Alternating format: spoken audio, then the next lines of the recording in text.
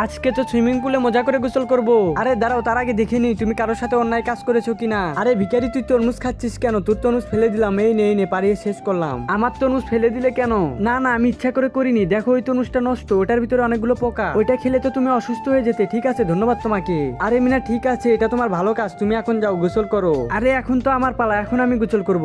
আরে দাঁড়াও, এখানে খারাপ লোকদেরকে গোসল করতে দেওয়া হয় না। এই তো এখন আমি এই তরমুজের ভিতরে এই সিরিজ দিয়ে বিষ মিশিয়ে দিব, তারপরে ওই শয়তান ভিখারিকে খেতে দিব, খেয়ে ও মারা যাবে। কারণ ও শুধু শুধু মানুষকে বিরক্ত করে আর ধান্দা করে টাকা নেয়। আরে তুমি তো খারাপ কাজ করেছো, আর খারাপ লোকদের জন্য সুইমিং পুল না, তাই তুমি জাহান্নামে চলে যাও। তোমার শাস্তি তোমাকে পেতেই হবে। আরে চিন্টু দাঁড়াও, এবার তো তোমার পালা, দেখতে হবে তুমি কোনো খারাপ কাজ করেছো কিনা। তার আগে সবাই তো দেখি নষ্ট গান বাজনার ভিডিওতে লাইক শেয়ার করে। আজকে দেখবো আল্লাহর এই সুন্দর ছবিটাকে ভালোবেসে কে কে ভিডিওতে লাইক দিয়ে চ্যানেলটিকে সাবস্ক্রাইব করে দেয়। ছবিটি মন থেকে ভালো লাগলে একটি লাইক আর একটি সাবস্ক্রাইব করে দিও। আরে আঙ্কেল, তুমি এখানে কান্না করছো কেন?